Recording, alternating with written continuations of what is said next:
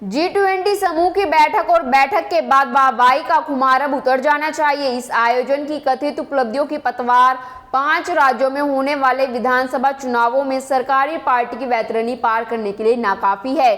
G20 की बैठक से हमें यानी देश को क्या हासिल हुआ, ये सब जल्द सामने आ जाएगा और आना भी चाहिए, क्योंकि सम्मेलन के समापन के बाद किसी ने भी देसी विदेशी प्रेस मीडिया के साथ कुछ भी साझा नहीं किया।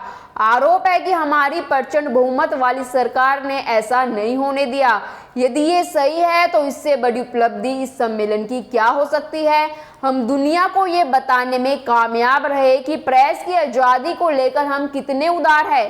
नमस्कार दोस्तों, मैं हिमांशी कश्यप आपके साथ। आप देख रहे हैं जनता की आवाज। आगे बढ़ने से पहले इस वीडियो को लाइक करें, शेयर करें और अगर पहली बार जनता की आवाज न्यूज चैनल को देख रहे हैं तो चैनल को सब्सक्राइब भी करें और घंटी जरूर बजाएं, चैनल की भी और सरकार की भी। आज की नेशनल मीडिया के मुकाबले में जनता का साथ दीजिए और उसकी ताकत बनिए, जनता की आवाज बनिए और हो सके तो इसके लिए चैनल को ज्वाइन भी करें। हमारे यहाँ माननीय प्रधानमंत्री श्री नरेंद्र मोदी जी के अलावा कोई भी मन की बात नहीं कर सकता। जी हाँ, मीडिया से तो बिल्कुल नहीं। अटल जी के जमाने में एक देश के राष्ट्र अध्यक्ष ने आगरा में भारतीय प्रेस के साथ खुलकर गुफ्तगू की थी, क्योंकि उन्हें ऐसा करने का अवसर दिया गया था जो बाइडेन को नहीं दिया गया। बहरहाल मिट्टी के भांडे में कौन सा गुड़ फूटा, ये ना हम जानते हैं और ना दुनिया जानती है। सूचना क्रांति के युग में इतनी पर्दादारी का क्या मकसद हो सकता है, राम ही जाने। हमारी यानी देश की जनता दिलचस्पी G20 के फैसलों, कामयाबियों और वाहवाहियों में नहीं है। हम जानना चाहते हैं कि संसद के विशेष सत्र की कार्यसूची क्या है, क्यों बुलाया गया है ये विशेष सम्मेलन, कौन सा पहाड़ टूट पड़ा है देश के ऊपर, क्या नया इतिहास लिखा जाना है इस विशेष सत्र के बहाने। सरकार विशेष सत्र की कार्यसूची को लेकर इतनी संवेदनशील क्यों है कि किसी को भनक तक लगने नहीं दे रही है। संसद के विशेष सत्र की कार्यसूची प्रधानमंत्री के व्यक्तित्व की तरह ही पहरों में क्यों है।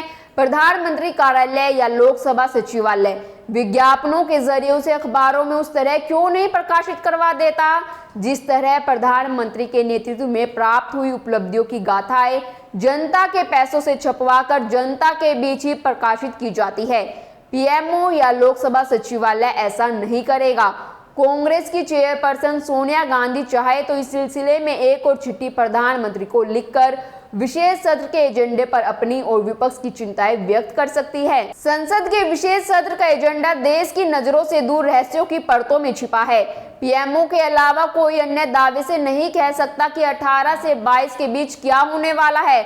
मोदी है तो मुमकिन है कि तर्ज पर सोचा जाए तो सब कुछ संभव है, मतलब कुछ भी हो सकता है। प्रधानमंत्री अब तक के कार्यकाल को देखे तो मोदी जी ने कभी चिंता ही नहीं की कि उनके फैसलों से जनता की जिंदगी पर क्या असर पड़ सकता है। 8 नवंबर 2016 की रात 8 बजे अचानक से घोषित की गई नोटबंदी और उसके 4 साल बाद 24 मार्च 2020 को कोरोना महामारी के दौरान घोषित किए गए 21 दिनों के लॉकडाउन सहित तमाम अचानक घोषणाओं के पहले और बाद के देश की कल्पना करें तो तस्वीर ज्यादा साफ नजर आने लगेगी।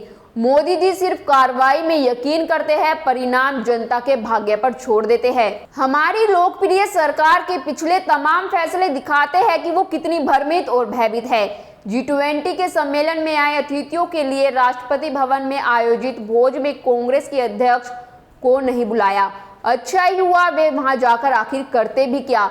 आखिर इस सबसे क्या हासिल होना है। सबका साथ, सबका विकास, इस तरह की सोच से तो मुमकिन नहीं है। देश के विकास में देश के लोग ही भागीदार नहीं करेंगे तो कौन करेगा। आप भले ही घर के भीतर सियासी अदावत पालिए, लेकिन कम से कम दुनिया के सामने तो एक दिखाई दीजिए। सरकार को जल्द समझ में आ गया कि किसी को झूला झुलाने से कुछ हासिल नहीं होता। हासिल करने के लिए दृढ़ता की जरूरत होती है, झूला झुलाने की नहीं। सरकार ने इस बार झूला झुलाने की बजाय विदेशी मेहमानों को जादू की झप्पियां दी। इस सम्मेलन में रूस के राष्ट्रपति पुतिन नहीं आए, ये थोड़ा बेतुका लगा। हम अपनी सरकार की सबसे बड़ी उपलब्धि ये मानते हैं कि सरकार ने अपने सभी मित्र देशों के राष्ट्र अध्यक्षों को महात्मा गांधी की समाधि के सामने ला खड़ा किया। एक सऊदी अरब के प्रिंस वहां नहीं गए, उनकी कोई व्यवस्था रही होगी। वे समझे होंगे कि उन्हें मजार पर ले जाया जा रहा है। अच्छी बात यह है कि सऊदी अरब के प्रिंस ने भारत के साथ दोस्ती का हाथ थाम रखा है। सऊदी अरब के प्रिंस के साथ मोदी जी की दोस्ती से भारत के मुसलमान मुतमईन होकर भाजपा के साथ खड़े नहीं होने वाले। उन्हें जादू की झप्पी तो खुद मोदी जी को और मोहन भागवत को ही देनी पड़ेगी। आपको याद होगा कि हमारी सरकार के प्रेम पात बदलते रहते हैं। पहले हम शी जिनपिंग पर फिदा थे, अब जो बाइडेन पर लट्टू है। जो बाइडेन से भारत को क्या मिलेगा ये समझ पाना कम से कम आम आदमी की बूते की बात तो नहीं है। बाइडेन उस देश के प्रमुख है जो किसी भी देश के राष्ट्राध्यक्ष को झूला नहीं झुलाता। जो बाइडेन आंखें तरेड़ने वाले मुल्क के पंत प्रधान हैं। गनीमत यह है कि भारत में किसी को आंखें तरेड़ने से बचे रहे। उन्होंने जो कहा वियतनाम जाकर कहा और अपने देश की प्रेस से कहा। हमारे पंत प्रधान तो हमारे देश की प्रेस को अछूत मानते हैं। आपकी इस पर क्या राय है हमें कमेंट कर जरूर बताएं और बाकी खबरों के लिए देखते रहिए जनता की आवाज।